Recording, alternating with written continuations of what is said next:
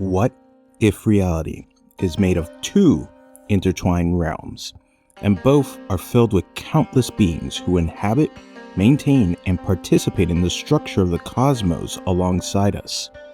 In this 7th episode of Zoroastrianism 101, we explore the Zoroastrian universe and its denizens, the material realm of bones and the invisible spiritual realm, and the divinities, spirits, and liminal beings that dwell within them, and even within you. From Yazatas and Fravashis to Daevas, dragons, and the Peri, this is a guided tour through a populated and living cosmos, because in Zoroastrianism, the universe isn't empty space, it's an intricate society we live in, and it's about time you got to know your home through a Zoroastrian lens. So, join us here at Zoroastrianism 101, a series where we explore the history, theologies, mythologies, and more of one of the world's oldest continuously practiced religions. So join us in this episode.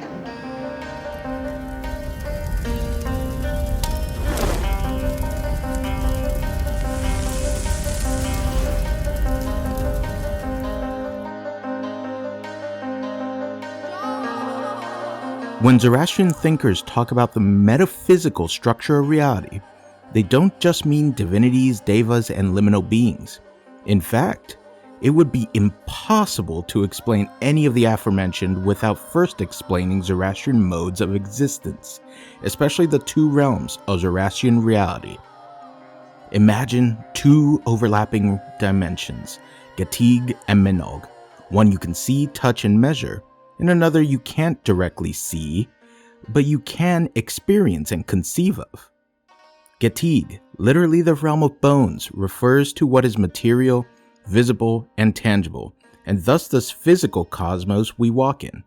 Menog, by contrast, refers to what is mental, invisible, imaginal, and intangible, the realm of thought, spirit, and metaphysical realities. Cosmologically, the world we know first emanates in Menog, and is then progressively brought into the Gatig state. This relationship between the realms is poetically and succinctly stated by the Skan Gumanig Wizar, which says, Gatig is the fruit of Menog. Menog is its root. Furthermore, contrary to popular belief, this isn't a simple dualism where spirit and matter are strictly opposed in value. In Zoroastrian thought, everything in the material world has a counterpart in the spiritual, and vice versa. Thus, the visible world reflects an invisible archetype, and the invisible is affected by what happens in the visible, a shared process of mutual correspondence. For example, fire, water, glory, all these can be described as having both Gatig and Menog aspects. These spiritual entities manifest in visible or experienced forms, blurring the boundary between the realms, a boundary so thin that even the metaphor of a veil would be too thick to describe it. As such, the spiritual is not remote or inaccessible, but directly connected to all things, whether in its ideal, its construction, or its purification. However, this isn't a one-way relationship, since actions in the material realm, especially human moral choices, affect the spiritual realm directly. It means that Menog is in a dynamic relationship with Gatig, at least until the Frasho Kereti, the final renewal of the cosmos, when the two realms are fully blended without distinctions. And what connects these two realms is the Shinvat Bridge, the bridge of choice, which every soul must cross in a moment of moral judgment. The soul arrives at the bridge after death or through spirit travel, and is judged by the Yazatas associated with conscience, covenants, and justice, Sraosha, Mithra, and Rashnu. At the bridge, the soul encounters its Dana, a spiritual manifestation of one's own moral life, For the righteous, it appears as a beautiful being who guides the soul safely across, but for the wicked, it appears as a terrifying figure reflecting their misdeeds. The bridge itself responds to a person's moral character, as it is broad and easy for those who live virtuously, but narrows down to a razor's edge for the wicked, who fall from it into the house of lies, dragged down by the Daeva Visaresha, while the righteous pass safely into the house of song. When we hear of a paradise after death, most people instantly imagine a garden of bliss with rivers, fruit trees, and eternal peace, an image that's rather ubiquitous in other religious traditions. The word paradise comes from an old Iranian term for a walled garden, parideza, literally an area enclosed with walls.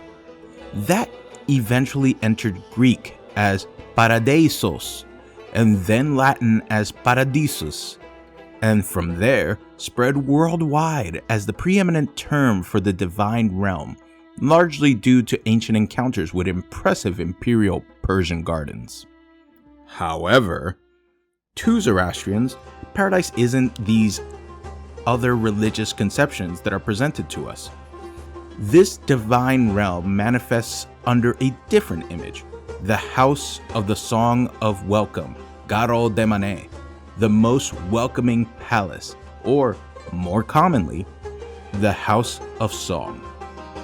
Here, it isn't garden imagery that matters so much as a hymnic reception into a realm of acceptance and hospitality after death, a realm also known as Vahishta Ahu, the best existence.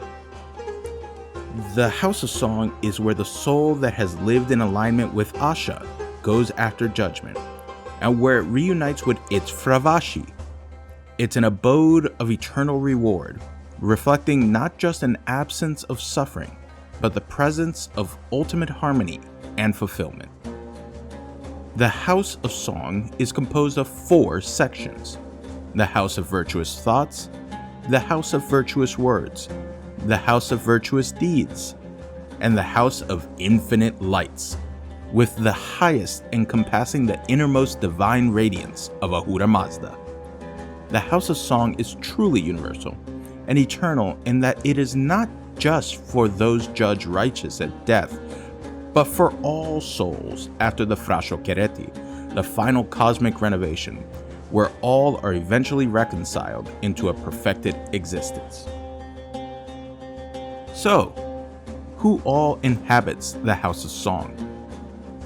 In Zoroastrianism, there is no deity like Ahura Mazda, the wise lord, the uncreated creator who is wholly wise and virtuous, from whom Asha emanates. This is the deity most worthy of worship, who is beyond being, space, and time, the one above all, and the source of all substance.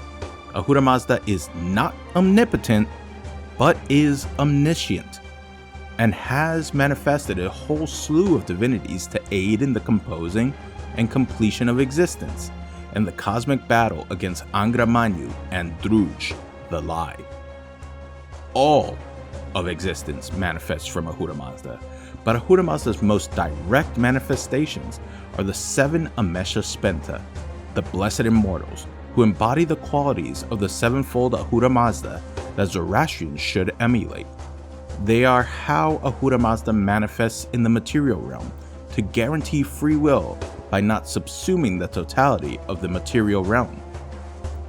While they're all of the same essence and nature as Ahura Mazda, Spenta Mainyu is the closest to the divine core, is represented as the head of the Amesha Spenta, and is tasked with directly combating Angra Mainyu, the destructive spirit. The Amesha Spenta, in turn, empower various Yazata, those worthy of worship, divinities who aid them in composing and maintaining existence, combating Druj, and providing divine connection to those who worship them. The Yazata compose the Symphony of Existence in a grand equal council together with Ahura Mazda, the greatest Yazata. In fact, Even Ahura Mazda has to plead for the assistance of other Yazatas. Gods from other cultures and faiths, such as Nana, Ganesha, and Helios, have also entered the Yazatic pantheon, if they pass the Ashavik sniff test, so to speak. The Yazata have free will, and have actively chosen to side with Ahura Mazda and align with Asha, thus also acting as models of human metaphysical engagement and moral behavior. Some of the most well-known Yazatas include Mithra of Covenants, Sraosha of Conscience, Verethragna of Victory, Zam of the Earth, Ma of the Moon, Tishtriya of the Rains, and Anahita of the Waters. In turn, each Yazata is assigned an Amesha Spenta as a volunteer supervisor, though the assignment can vary from Zoroastrian community to community. Finally, there's the Fravashi. They're usually recognized as feminine, and a person's higher spiritual essence, an individual's divine prototype and guardian, a sort of higher genius to use Roman terminology, that exists before birth and endures after death when the soul of the righteous reunites with their Fravashi. While the human soul lives out its moral choices in the world, the Fravashi remains aligned with Ahura Mazda and represents the perfected spiritual pattern each person ultimately strives to realize and seek unity with. All beings have Fravashi nature, and thus exist in correspondence with an idealized form in the spiritual realm, where they aid Ahura Mazda in the completion of existence as Hamkars, co-workers, and are the closest in correspondence to some conceptions of angels, albeit they are nonetheless lesser divinities, due to their veneration as seen in holy festivals that celebrate the Fravashi of the ancestors, and also as mentioned in the Avesta. There's also a liminal place for the souls of those whose virtues balanced a bit too equally with their wicked ways. That's what Hamestagan is, an intermediate station between the House of Song and the House of Lies. Etymologically, the word is a bit of a puzzle. It's probably an old Avestan phrase meaning reckoned together, which crystallizes a Zoroastrian theological concern. What happens to a soul that is neither clearly virtuous nor clearly wicked? In texts like the Ardaviras Namag and the Dadistani Menagi Shrad, Hamestagan is described as a neutral waiting place for those balanced souls who will eventually be redeemed from it.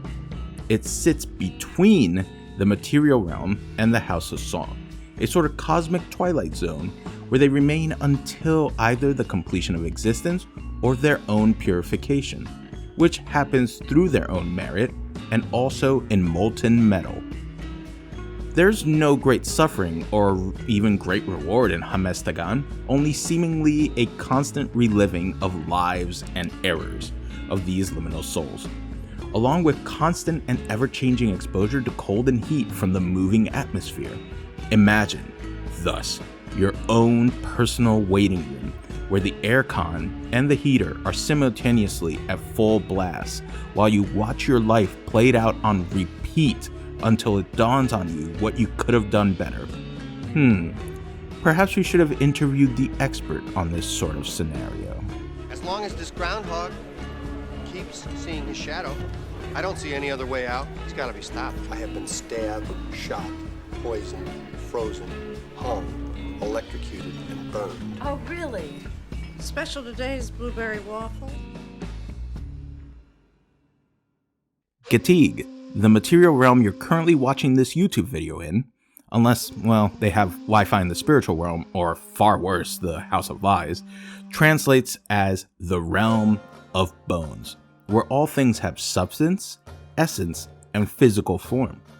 Here, all conscious material beings, including us humans, reside and are considered lesser divinities if aligned to Asha. All are called to be Hamkars, co-workers of the divine, for the completion of existence and aiding in the cosmic battle, and can indeed achieve apotheosis by engaging in lives of heroic, ashavic virtue. They are all imbued with free will, and can choose a darker path if they want to lose themselves in the confusing Daevic darkness. Gatig is anchored by an axis mundi, Hara Berazaiti, the High Watch, which connects the material realm to the spiritual one. This sacred mountain corresponds to Mount Damavand in the Alborz range near Tehran, which, as you may recall from our previous episode, is associated with a variety of Zoroastrian legends. Besides being a point of transport between the realms through the Shimvat Bridge, along with the home of the legendary and theogenic Galkerena, and a place of ritual and worship for the Yazata and others, various conscious non-human beings, such as the Simurgh, the righteous queen of all birds, and a striking number of other legendary birds, reside here. These legendary beings include dragons, such as the arch-villain Azidahaka, and the compassionate Shamaran, and the ever-mysterious Peri, which are believed to be former Daeva who have abandoned their dark ways in pursuit of ashavic redemption and are considered analogous to European fairies. They have their own societies and are ruled by Pariyama, who also doubles as the Tooth Fairy. Zoroastrians have mixed opinions of the Peri, sometimes warning others not to deal with them, and at other times viewing them as allies to be called upon, like the legendary heroes of the Shahnameh who marched alongside Peri armies.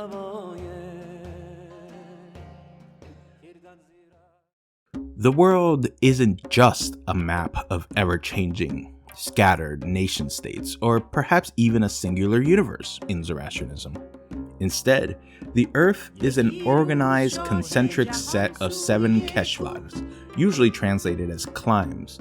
According to the Bunda Hishin, the Earth was formed by the Yazata Tristriya of the rains, whose own rains formed the seas, and through this, the land was divided into 7 keshvars. What's fascinating here is that this reflects Ahura Mazda's sevenfold nature.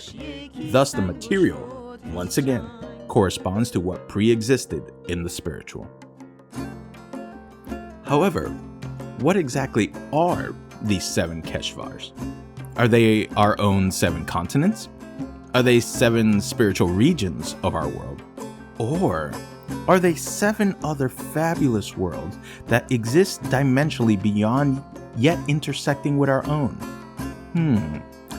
Well, at different points in Zoroastrian history, the answer to each of these speculative questions has been yes, and even today, the answer is debated and sometimes given as all of the above. A mystery of the faith indeed. These keshvars remain an interesting part of Zoroastrian cosmology.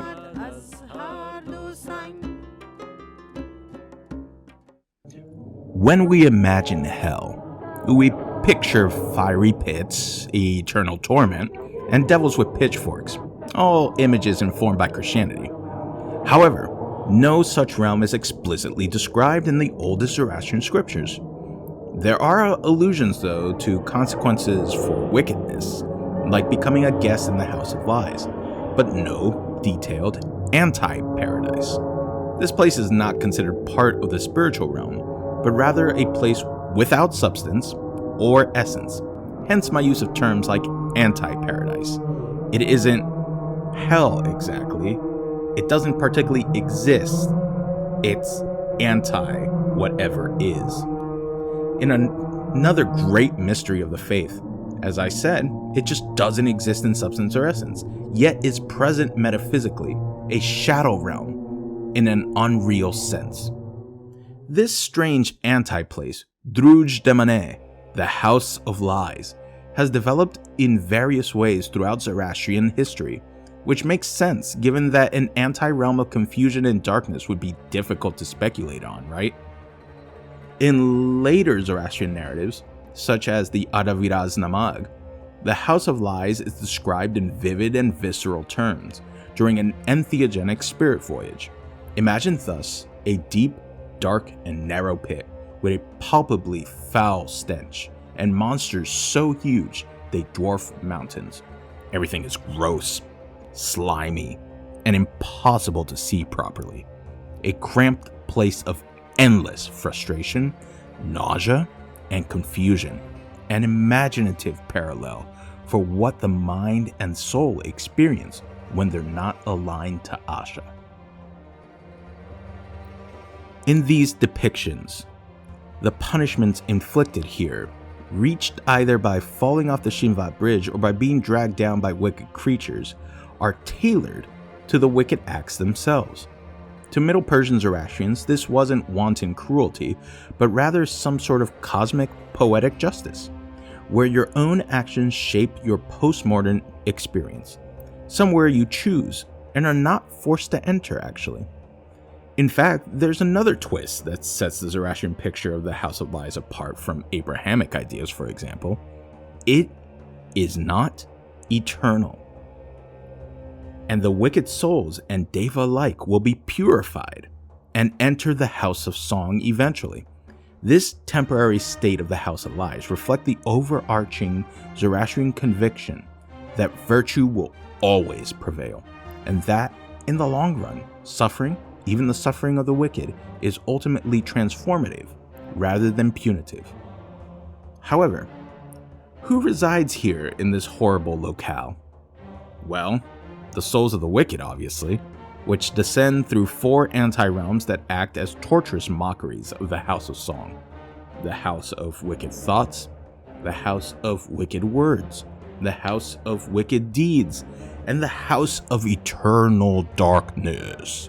The later of which being the putrid domain of Angramanyu or Ariman, the destructive spirit who is the complete antithesis of Spentamanyu and all that is virtuous. He is the culmination of all that is wrong, feels off, and isn't right, and is the big bad of Zoroastrianism, albeit one that's not taken too seriously at all, and is so disrespected that Angramanyu's name is actually commonly written upside down to mock him. For Lovecraft fans, think Azathoth, but more pathetic, like a petulant child version of it, and not in a way equal to Ahura Mazda in threat or in power level, more of a cosmic frustration than anything else in a stupid war it literally cannot win. There are also the Daevas, anti-divinities that are either former divinities that have lost their powers by choosing Druj, the lie, or are malformed anti-creations of Angramanyu. While there are many Daevas, just as there are Yazatas, and other beings that align to them, such as malicious sorcerers and wicked humans, and perhaps even the mosquito if we're being real here, there are 7 Daevas that stand as directly against the Amesha Spenta, and are considered the tyrannical rulers of the rest of the Daevas in a Byzantine and oppressive hierarchy worthy of such a place. Angramanyu, as already mentioned, Akoman, Indar, Nanghait, Sarvar, Tauros, and Zarik.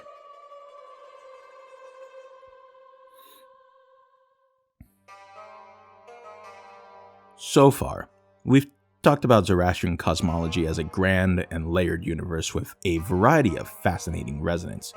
But did you know that, according to Zoroastrianism, a similar structure exists within you?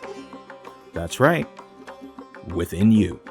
As various mystical traditions have said, the macrocosm also exists in the microcosm, and vice versa, especially in Zoroastrianism, where even the material realm is said to be the body of Ahura Mazda, in some correspondence with what makes up the human body. According to Zoroastrian theologians, including the modern Parsi traditionalist priest Ervad Raminyar Karijia, the human being isn't just body and soul in a dualistic sense. Rather, it is far more intricate. You're a 9-part composite being, a stack of physical, subtle, and spiritual layers all working together. Think less a ghost in a machine, or some sort of meat puppet animated by some invisible hand, and more like you're an inner society working in unison to make you, well, you. These 9 components fall into 3 categories: physical, subtle, and spiritual. First, the three physical components. These components are straightforward: your solid body, your softer tissues and organs, and your skeleton. At first glance, it seems like there's nothing really mystical here, just flesh and bone, right? But in Zoroastrianism, matter is sacred and inspirited. Thus, the body is sacred because it's the main spiritual arena, your armor of faith, so to speak, that must be maintained and cared for at the same level as your soul. As such, there's no real mind-body or spirit-body dualism here in Zoroastrianism, as both are equally important and work in complete unison until death comes and renders the body useless. Then we move on into the subtle inner forms. Not fully material, but not exactly fully spirit either. These act more like bridges between the two, the connective energies between the two realms, which also exist within you.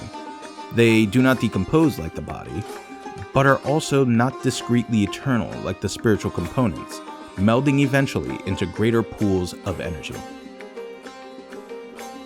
With the three subtle components, you have Ger, the etheric or astral body, your physical form's blueprint, but in a sort of spiritual format that even inanimate objects and beings have, which is used in spirit travel.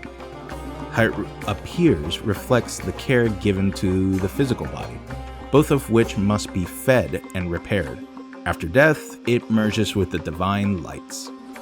Ushtan, your vital breath or life force, an energy source that gives the body life. It moves consistently throughout your body and acts as spiritual oxygen. After death, it is released from the body and merges with the air and divine winds which we all breathe. Davishi, a culmination of our drives, desires, leanings, and inclinations. This is the thought body, also shared by animals, where our emotions, feelings, and thinking manifest. It is shaped by ideologies, beliefs, speculations, and other forms of external thinking encountered through learning and conversations. While useful in animating us and informing our actions, every Zoroastrian's goal is actually to transcend the Tavishi, or risk getting caught in webs of our own making. After death, it melds into other thought energy, analogous to the noosphere or the collective unconscious.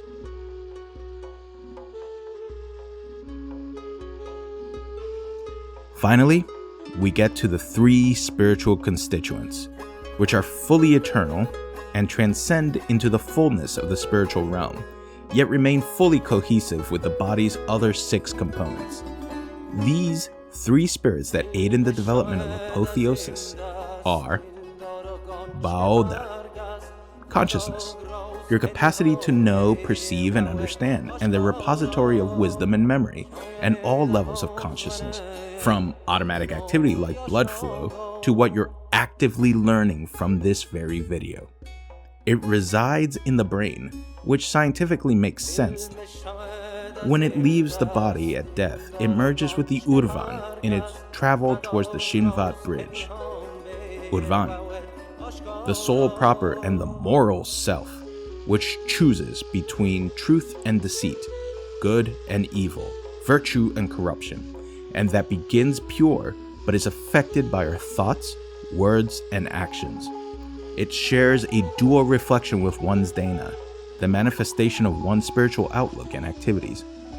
After death, it travels to the Shinvat bridge and either unites with the Dana, Baoda, and Fravashi in the House of Song, waits in Hamestagan, or ends up, sadly, in the House of Lies.